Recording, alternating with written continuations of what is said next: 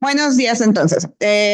Soy Esperanza Valentín y vamos a ver el tema de enfermedad hepática esteatóxica asociada a disfunción metabólica. Muy bien, entonces es plática compartida de Roberto y mía. Bueno, aquí nada más quiero aclarar que no toda la grasa es igual y los que han sido mis alumnos saben esto perfectamente, ¿no? O sea, la lonja, pues es lonja y se ve fea, que es la grasa subcutánea. El problema esa no es esa, o sea, esa solo se ve fea, ¿no? El problema es que la grasa subcutánea no produce hormonas realmente, o sea, ahí está tranquila, no, o sea, sí produce cosas, pero la mala para el cuento, la mala para la salud es la grasa visceral, ¿no? Que es la grasa que se encuentra intraabdominal y a eso se le conoce como grasa ectópica. La grasa ectópica incluye la grasa visceral, pero también incluye la grasa en el hígado, que es el tema de la plática, la grasa en el músculo, grasa en el páncreas, eso favorece resistencia a la insulina y aparte se disfuncionan esos órganos. ¿Okay? Entonces, por eso es que cada vez más se usa más, por ejemplo, perímetro de cintura para definir obesidad que a lo mejor índice de masa corporal, que puede ser alguien súper musculoso, ¿no? Y que entonces el peso no va a ser malo a alguien, o el típico de la pancita chelera, ¿no? Que entonces no tiene nada de músculo y tiene pura grasa, ¿ok? Entonces, eso es importante aclararlo y por eso yo siempre les digo que si es por salud, hacerse liposucción es escupir al cielo, ¿no? Okay.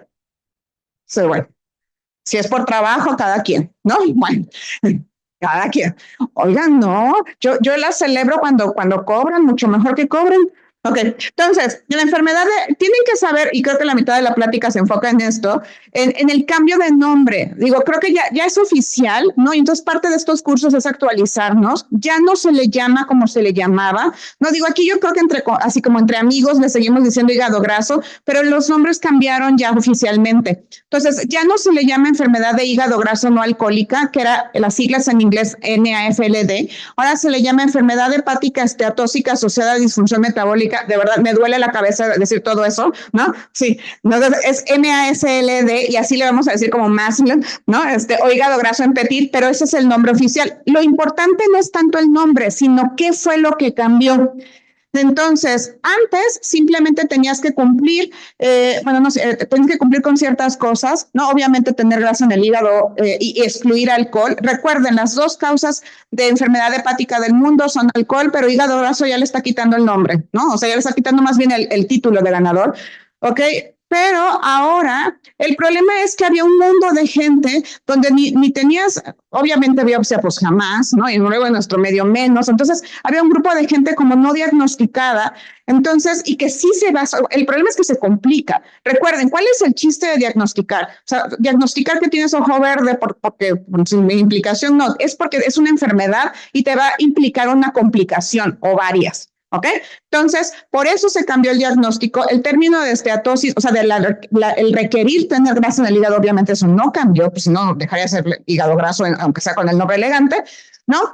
Pero tienes que, esa es la parte más importante, en pacientes con por lo menos un factor de riesgo metabólico. Y ahí es cuando todo México es Telcel, todo México tiene hígado graso, ¿no? Porque entonces el factor de riesgo metabólico, pues abre la puerta, ahora lo vamos a ver, pero pues, realmente son todos nuestros pacientes, ¿ok? Sin otras causas de hígado graso, digo, sí hay que descartar que no tenga virus C, ¿no? Que afortunadamente pues cada vez vemos menos porque cada vez se aleja más la época en donde se transfundía sin medirlo y no tienes que ingerir alcohol, ¿no? Y aquí es cuando empieza la discriminación porque nosotras debemos tomar menos que los hombres, ¿no? Entonces, así dice, así es la ley, ¿no? Así es la enfermedad. Entonces, ¿cuánto es alcohol? Es menos de 20 gramos diarios en mujeres y menos de 30 en hombres. No lo pueden acumular, ¿ok? Sí, también hay un límite semanal de alcohol que también es menor para las mujeres porque procesamos menos rápido y menos bien el alcohol y nos hace más daño. O sea, no, soy feminista, pero tiene razón esto, ¿ok? Bueno. Una bebida estándar son 14 gramos y no incluye los litros, ¿ok? Bueno. Entonces, ¿cuáles son los factores de riesgo metabólicos?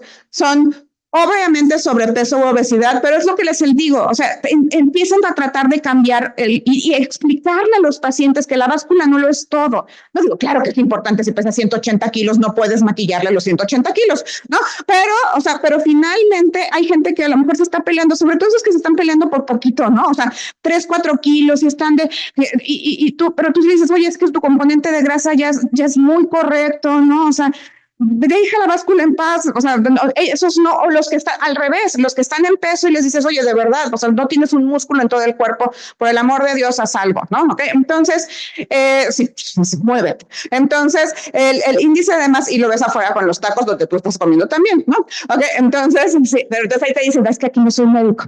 Entonces, es el índice de masa corporal, que es más de 25, y lo que les digo de entrar, lo de circunferencia cintura, que recuerden que también somos petit, entonces no nos toca la cintura del uno europeo de 2 metros, ¿ok? Pues sí, somos pequeños. Prediabetes, diabetes, elevación de triglicéridos, HDL bajo, ¿ok? Todos esos son factores de riesgo que si los tienes, entonces es uno de los factores que es asociado a la imagen de hígado graso, te hace cumplir la nueva definición de hígado graso, nombre elegante, ¿ok? Entonces, ¿cuál es la definición de la ya tienes hígado graso, que en español es que tengas grasa con riesgo metabólico y no tomes alcohol y no tengas otras cosas. ¿Estamos de acuerdo? Ok. ¿Qué sigue? Que prácticamente es que le hagas un ultrasonido y se ve blanquito, ¿no? Bueno, entonces, o sentido común, ¿no? O sea, de verdad, si tienes un paciente con muchísima obesidad central, de verdad es cuando vienen con el ultrasonido, es que tengo hígado graso. ¿Tú crees? No me lo imaginaba, ¿no? Ok, no lo puedo creer, o sea, de verdad, ¿no? O sea, entonces creo que también hay formas de decirle al paciente, mire, señor, es obvio que tiene hígado graso, vamos a hacer el ultrasonido solo por protocolo y ya, para que no haya esta cadena de sufrimiento eterna, ¿no? Ok, entonces es más bien, ¿qué sigue? Estos pacientes lo que sigue es que se inflamen. ¿Ok? Que tengan inflamación hepática. Esa es la siguiente etapa, como el nuevo logro desbloqueado. ¿Ok? Entonces, en ese nuevo logro desbloqueado que se llamaba o se llama esteatohepatitis, ahora se llama más esa cosa, con esteatohepatitis asociada a disfunción metabólica, porque recuerden que es el nombre rimbombante que incluye esta nueva sección de gente, ¿no? Y que tiene evidencia histológica, eso difícilmente lo logramos tener, porque difícilmente tenemos biopsia de nuestros pacientes, o con daño hepatocelular, con o sin fibrosis, que fibrosis es el siguiente logro, ¿no? El siguiente logro entonces es los que, pero siempre va en orden. Los que se inflaman son los que más progresan al siguiente logro desbloqueado, que es que hagan fibrosis. Fibrosis es que transformes el tejido hepático, ¿ok?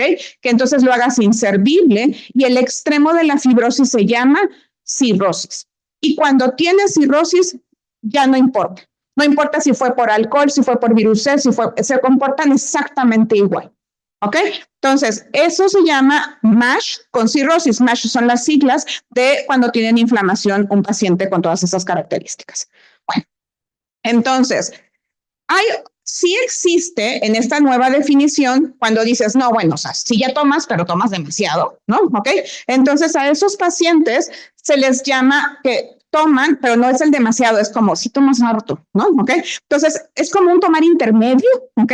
Y esos pacientes que tienen todo el componente metabólico, que tienen hígado graso, pero que aparte toman, como que entran en un limbo intermedio y tiene nombre ahora, todo tiene nombre ahora, ¿ok?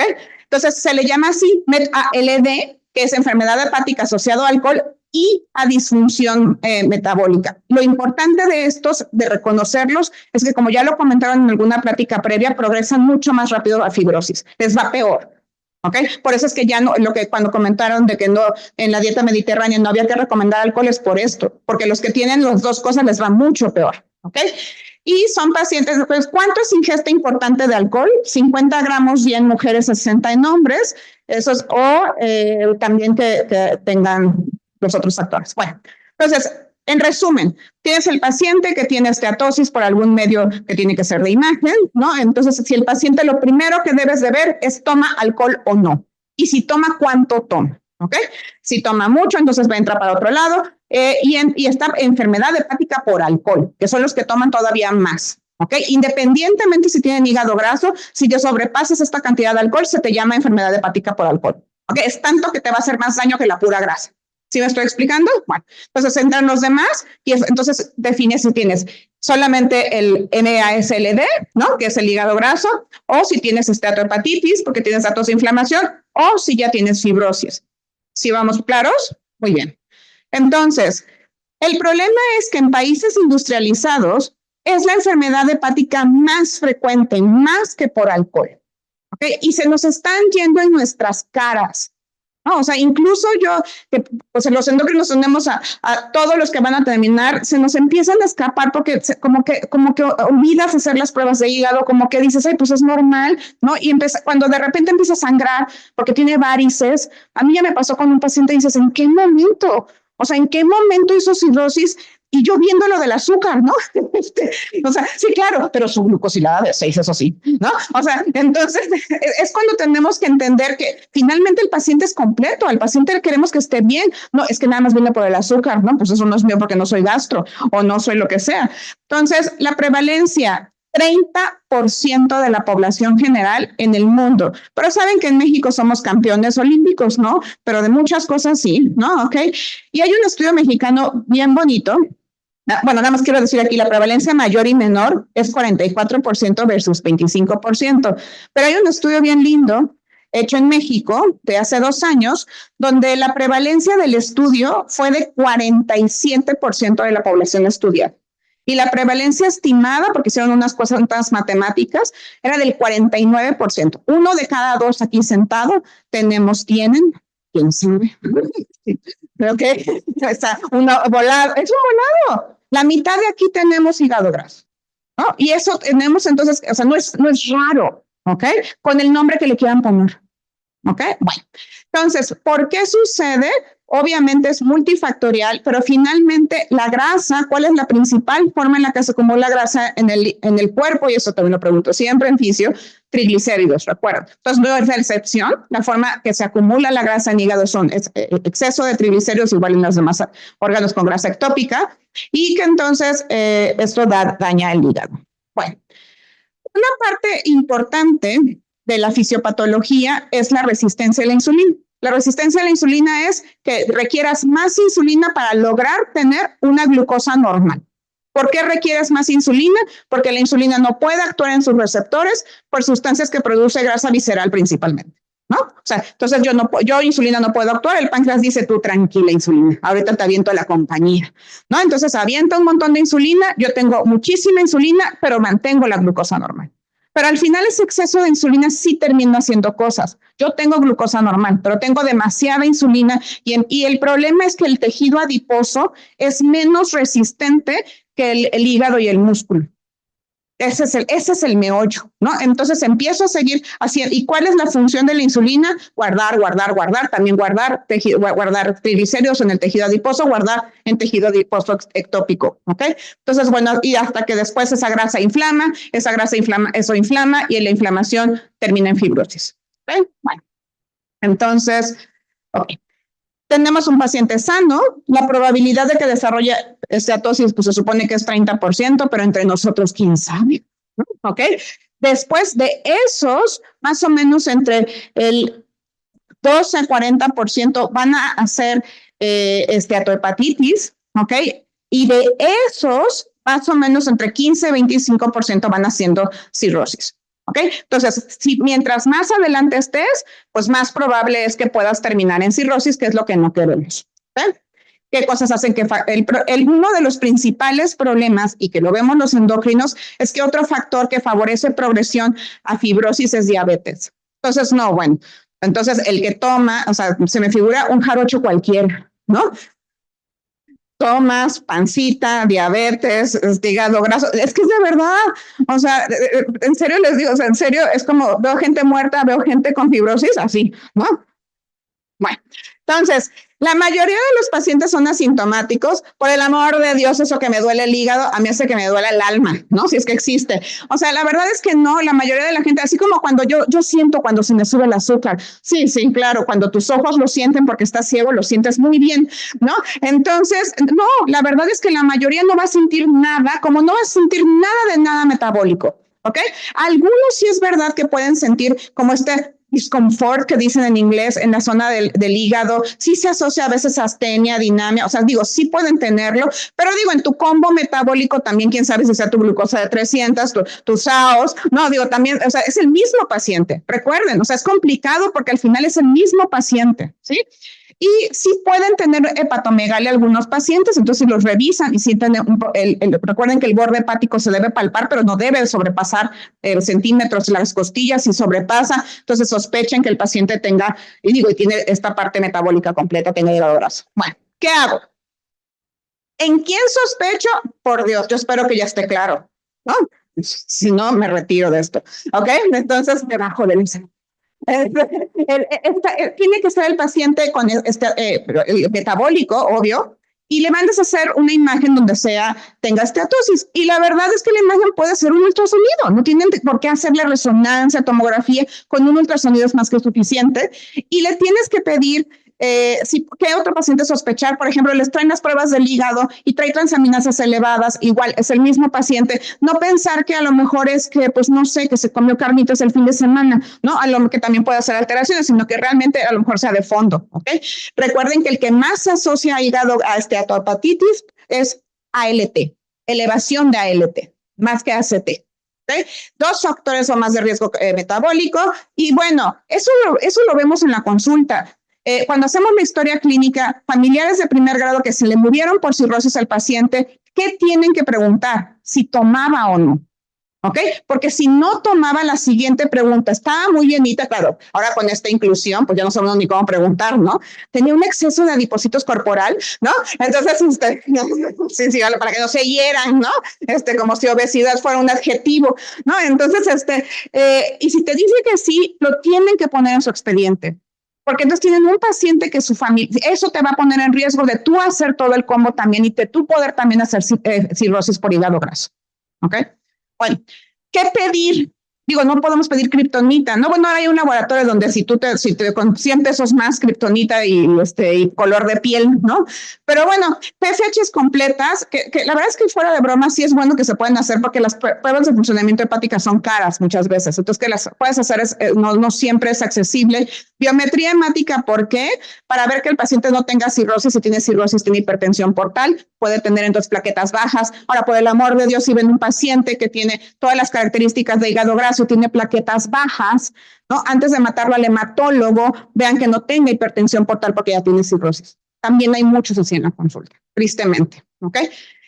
Glucosa, pues digo, bueno, las guías dicen eso, pero mi corazoncito endocrinológico, digo, por favor, glucosilada, ¿no? Digo, no se le niega a nadie, ¿no? Perfil de lípidos, porque es el combo metabólico, y evaluar otras causas de enfermedad hepática, ¿no? Ahí creo que entra criterio, las guías dicen que pidas todo el protocolo, eso es carísimo, a lo mejor virus C, depende del paciente, ¿no? A lo mejor anticuerpos antimitocondriales para descartar enfermedad autoinmune, hay otras que en nuestra población no son prevalentes. Bueno. ¿Qué pido de imagen? Ultrasonido. Y también aquí es un problema, porque es que tan blanco se lo ve el radiólogo, ¿no? O sea, es que es poquito, es que es mucho. Entonces, y también recuerden que el panículo adiposo impide que pueda verse bien el ultrasonido. Entonces, tomen con cautela los reportes de los ultrasonidos, porque a veces también tienen muy mala ventana los pacientes por el tejido adiposo. Y lo que sigue, que creo que es lo que más, aparte de la definición que quiero que nos llevemos hoy, que ya tengo que terminar, es el estadiaje. Al final, ¿qué quiero? Detectarlos antes de que hagan fibrosis. Eso es el estadiaje. Saber en dónde estoy en el camino. Yo quiero evitar que hagan fibrosis.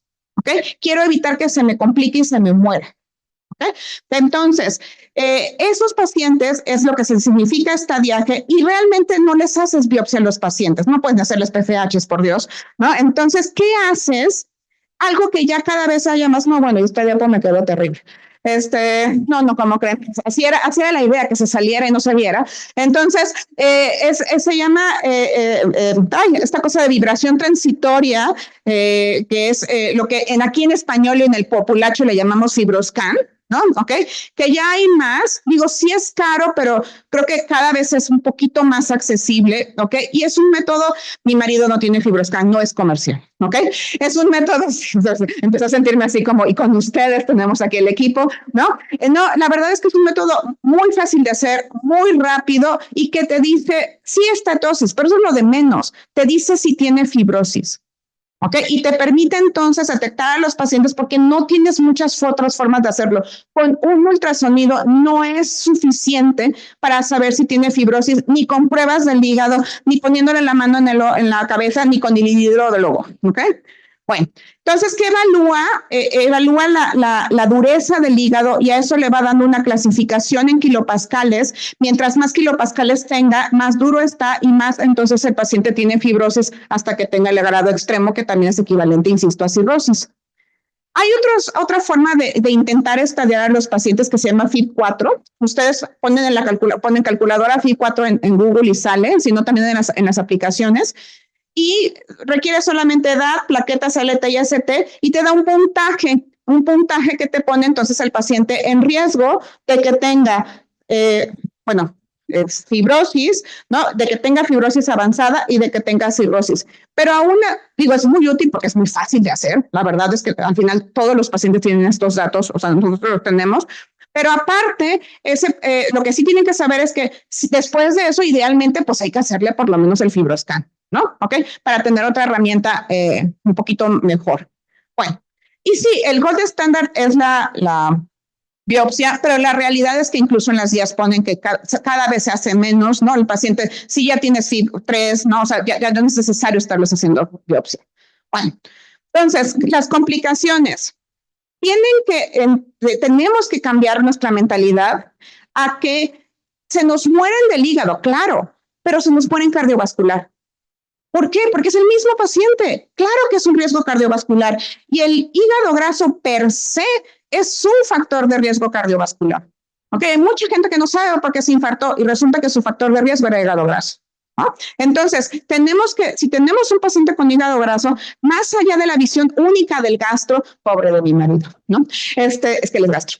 Entonces, es la visión del endocrinólogo lo que lo va a cambiar, ¿no? No, la visión global, ¿no? También ellos lo van a cambiar, pero todos tenemos que unirnos a esta visión de que no solamente le podemos ver el hígado, ¿ok? Bueno. Y hay una asociación clara con eventos como infarto, tanto cerebral como cardíaco, fibrilación auricular y falla cardíaca con hígado graso. Muy bien.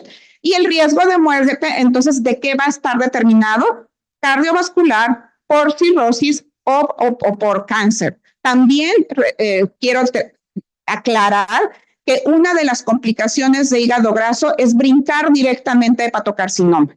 Nunca brincan generalmente de la primera, ¿no? De solo hígado graso sin esteatohepatitis, pero sí pueden brincar sin fibrosis. Pueden dar el brinco de esteatohepatitis a hepatocarcinoma sin cruzar por fibrosis.